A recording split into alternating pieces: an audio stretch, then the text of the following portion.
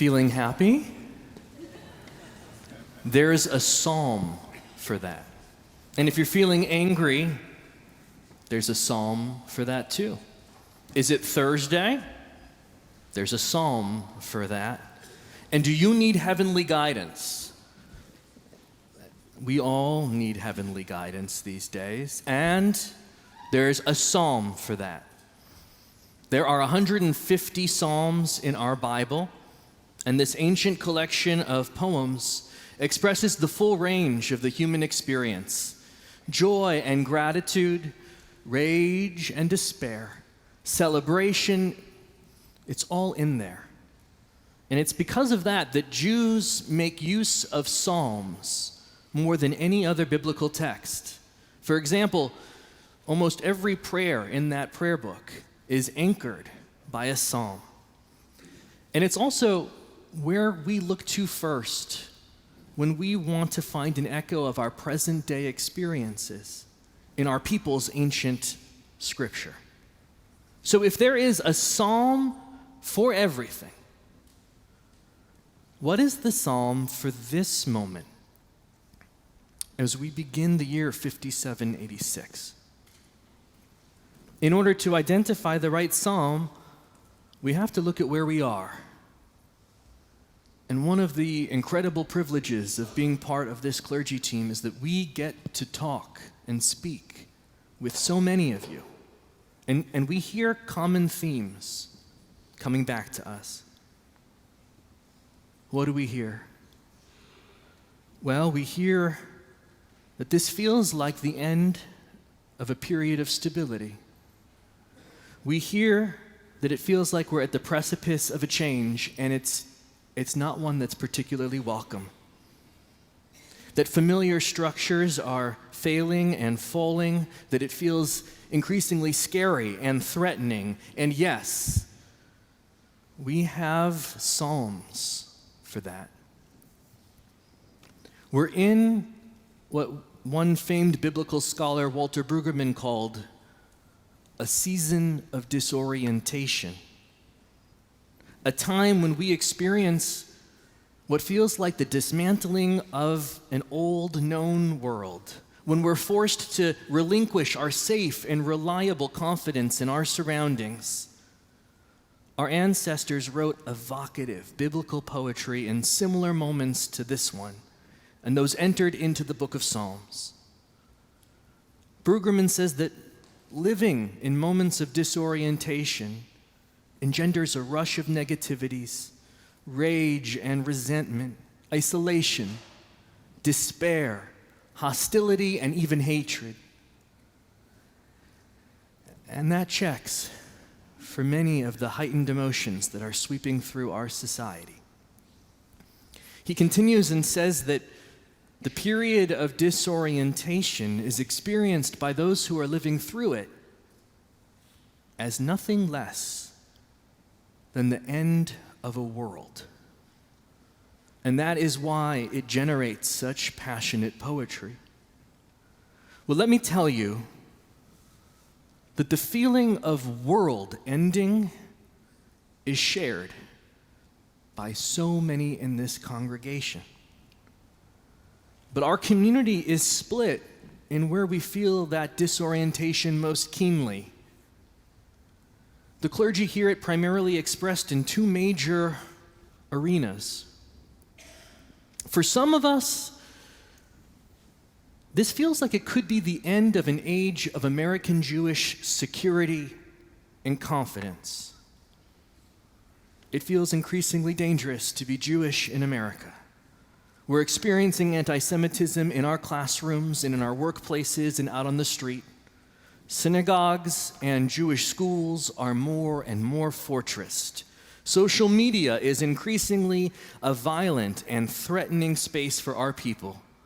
And you add to that atmosphere the fact that the bipartisan consensus on Israel feels like it's breaking apart, that Jews are being blacklisted in the world of publishing and music and cinema, under the guise of anti-Zionism, when these artists aren't even speaking out about Israel, and that we are seeing anti-Semitic expressions by politicians creeping ever increasingly closer the mainstream of our political parties, for some of us, this is the cause of our disorientation as we begin this new year. But for others of us, this feels like it could be the end of an age of thriving liberal democracy, the system that has kept Jews safe in America. The church-state separations that our ancestors shored up are being attacked. Supreme Court rulings have erased the work of our great-grandparents to make American democracy accountable to citizens and not special interests. The voting rights and protections that our grandparents and our parents fought for are being eroded. Women's rights, the rights of people with disabilities, the LGBTQ rights that we fought for are all being weakened and undermined. And for some of us sitting here, this is the cause of our disorientation as we enter into this new year. And for another group of us, it's both. We're so lucky. We get to be terrified by two seismic shifts happening in American society. But whether your disorientation is grounded in one or both of these synopses, our tradition has something vital to teach us about how to live through a season of disorientation. Because while our ancestors wrote many psalms in moments of destruction and moments of disruption, the truth of the matter is that Judaism doesn't dwell on them, at least not outside of our moments of communal mourning. Rather, our tradition focuses and favors a very different kind of psalm. Brueggemann calls them psalms of new orientation. These psalms, they do something incredible. From a place of disorientation, they tell us that we can make a shift in our faith or in our way of thinking that will give us the fortitude to face this new world that is so very threatening to us and decide that we can change it. He notes that these psalms of new orientation are uniquely Jewish in outlook. Why? Because they express a mindset that is rarely seen in other contemporaneous cultures. He calls it a mindset of unreasonable hope. What we need as we begin the new year is a psalm of new orientation, a psalm of unreasonable hope, and not just any psalm will do. We need Psalm 126. Now, if you've ever chanted Birkat Hamazon, the Jewish grace after meals, on Shabbat or a holiday, maybe you'll be familiar with the Hebrew. It goes like this. I already see some nods. Ha-zorim bedima berina yiksoru. And if that's not familiar, don't worry. The English is likely to be familiar because we sing it quite often here at Central Synagogue during our healing prayer. Those who sow in tears, anyone finish? Will reap in joy. That's right. Those who plant seeds in tears will reap a harvest in joy. Now, as is often the case, some members of our congregation came up to me after services and told me that they object to us using that phrase, that verse, as our healing prayer. And I'll be honest, they have a very good point. I understand why. The truth of the matter is those who sow in tears do not themselves always reap in joy. What we know from life, what we know from living, is that our loved ones who fall ill do not always recover. So what then? Is this whole psalm a lie? It's not a lie, because the psalm was never written to be a healing prayer. The person who is planting and the person who is harvesting, they're different people. They're separated by generations.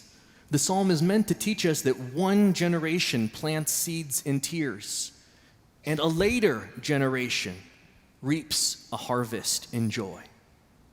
And how do I know that's true? Because Psalm 126 was written after the destruction of the ancient temple, which is the paradigmatic moment of Jewish disorientation, when the anchor of our people's lives was desecrated and destroyed, and when our people were cast out into exile.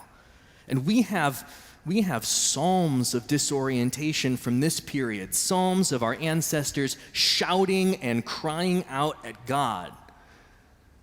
But sometime afterwards, this psalmist wrote a different message, a message of unreasonable hope.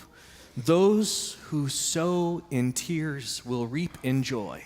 It was a declaration of faith that the actions of his generation would, with time and the sustained effort of subsequent generations, achieve the seemingly impossible: rebuild a temple worthy of God and restore the vibrant strength of the Davidic kingdom. But the person who penned this verse, he knew full well he was not going to eat the fruit of his labor. But he trusted. He trusted that if he did his part, his planting and his tears would water the seeds of a dream that would become a reality some later generation would enjoy. This was the new orientation of his generation. This was the unreasonable hope that he captured in his psalm. And maybe it can become ours as well. Because Psalm 126 help frames what we already are intuiting and feeling, which is that there are harvest seasons and there are planting seasons. Legal scholar Sherilyn Eiffel has pointed out that most of us alive, we're children of the harvest. And what she means by that is that we grew up during decades of thriving and, yes, flawed, but functioning democratic systems, and in ever expanding rights that were given to more and more and more Americans. And I would add to that that we also grew up during decades of American Jewish safety and acceptance. We didn't have to change our names in order to get a job or endure Christian prayer in our classrooms. We weren't barred from clubs or suburbs or entire fields of employment simply because we were Jews.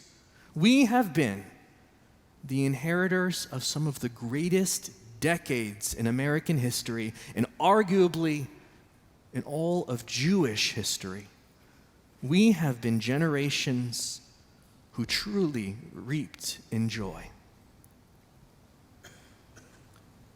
But our disorientation, the reason it feels like familiar and safe worlds are crumbling around us, is that we sense that the harvest is ending, and we are staring down a barren field for the first time in a long time. To face this reality, we're going to need a new mentality. We're going to need a planting mentality. We're going to need to be ready to plant seeds that we will not see grow into maturity. And that's easier said than done, because harvest mentality pervades American society, and its ethos is not sow in tears so that someone else can reap in joy. Rather, its catchphrase is, you reap what you sow. I should see the results of my labor. I should profit from my toil. I should reap the benefits of my hard work. The problem with this mentality is that it dooms us to short-term thinking and action. Because when we expect change now, we seek out quick fixes and short-term wins. We react to any given day's crisis. So what do? We put out a statement, or we demand one. We sign on to a letter that will maybe make the news. We repost an article on our social media feeds. We choose to invest in projects that promise the quickest results. and we accuse anything that lacks success we can measure in a 1-year span as a failure. A harvest mindset, it works just fine as long as we're happy with the status quo. But it primes us to fail when we hope to change society. No successful movement for change was built on short-term thinking. Generations of suffragists never got to cast their vote. Generations of Zionists never saw the founding of the state of Israel. Moses and his generation didn't see the promised land. To become effective, we'll shift from a harvest mindset to a planting mindset, ready to accept what is a difficult role as generations who will sow in tears so that future generations can reap in joy. The most important shift from a harvest mindset to a planting mindset is recalibrating the time scale that we're working in. A few years ago, I was lucky to spend an afternoon with a ranger from the royal family's Balmoral Castle and Estate in Scotland. I wasn't invited there by the Windsors. Turns out they're not streamers. I checked. But I'd heard that this was a behind-the-scenes opportunity not to be missed, so I snagged one of the spots, and this ranger drove us into the grounds, deep into the grounds, where we witnessed some of the most amazing landscapes that I will never forget. And we reached one area where he explained that the River Dee, which is so beloved for its Scottish salmon, was hitting sustained temperature summer after summer that was threatening the salmon's survival. And as an Ashkenazi Jew who loves lox, this was deeply troubling to me. But the royal family are on it. They're working on this. They're as concerned as we are. What are they doing? Well, they are planting native trees over areas of the river that are most important to the salmon. And in a generation, the shade from those trees will lower the water temperature. And in 2 generations, the fish will be secure, their survival assured. There's not a more concrete example of a planting mentality than that.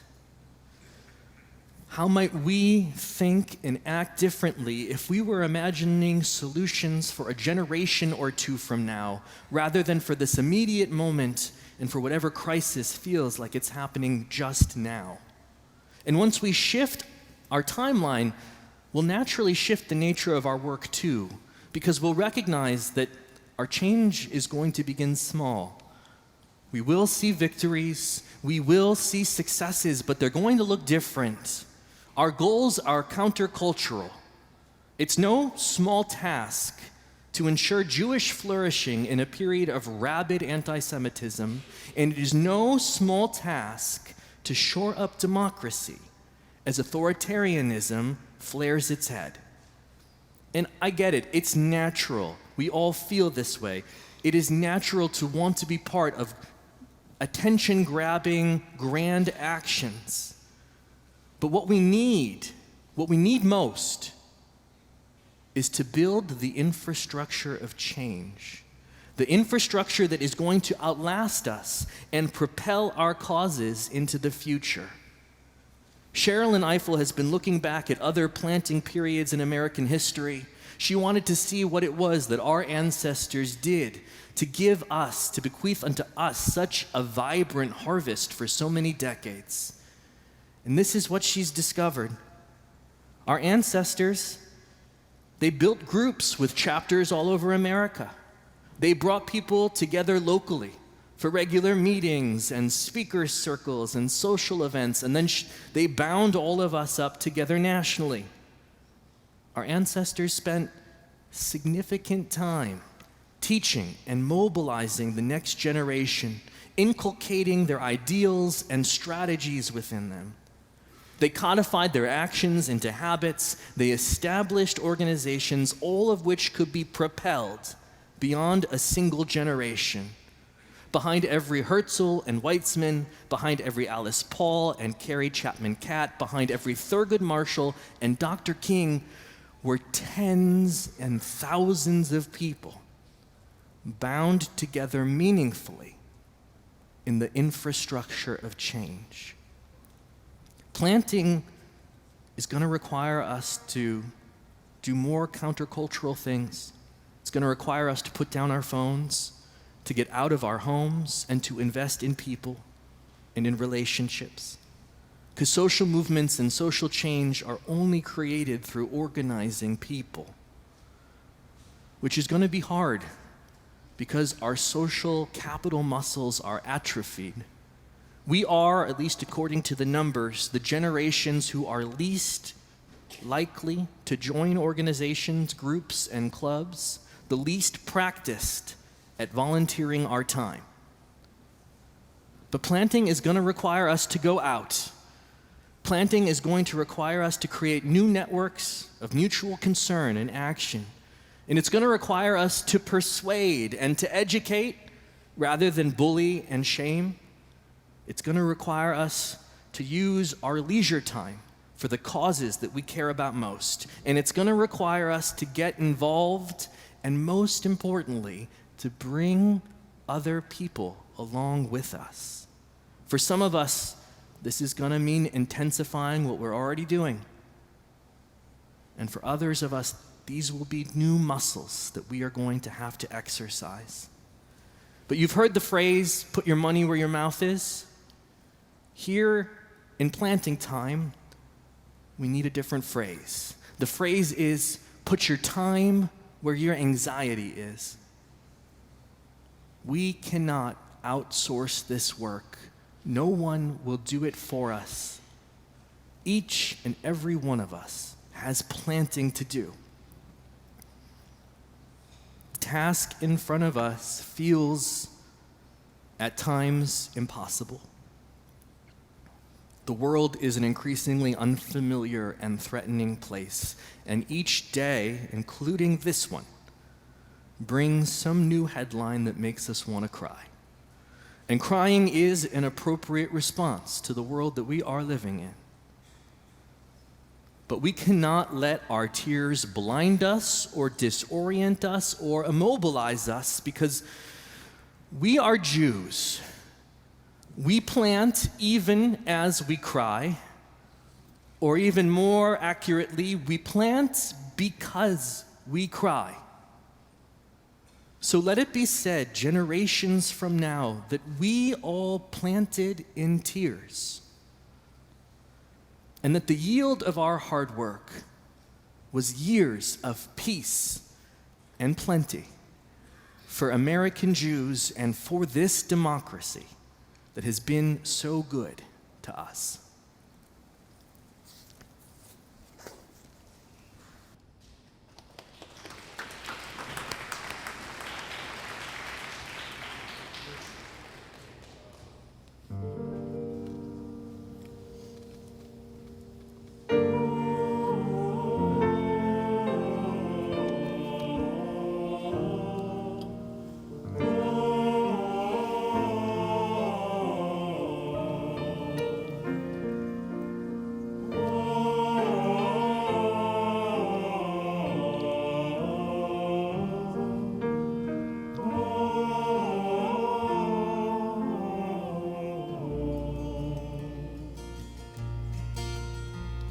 שלח אורך לעמיתך, המה ינחוני, ינחוני. שלח אורך לעמיתך,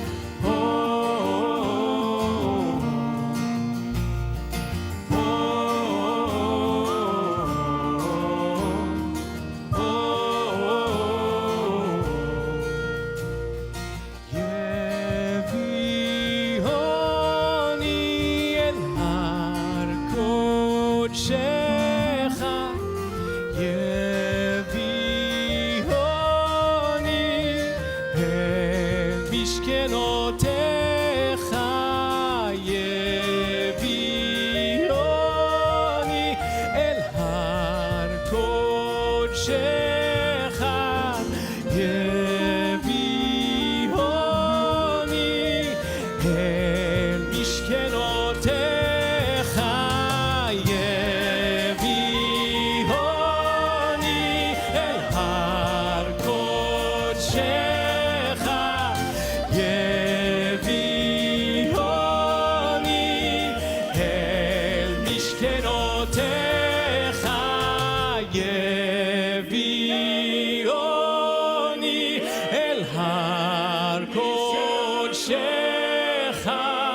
יביאוני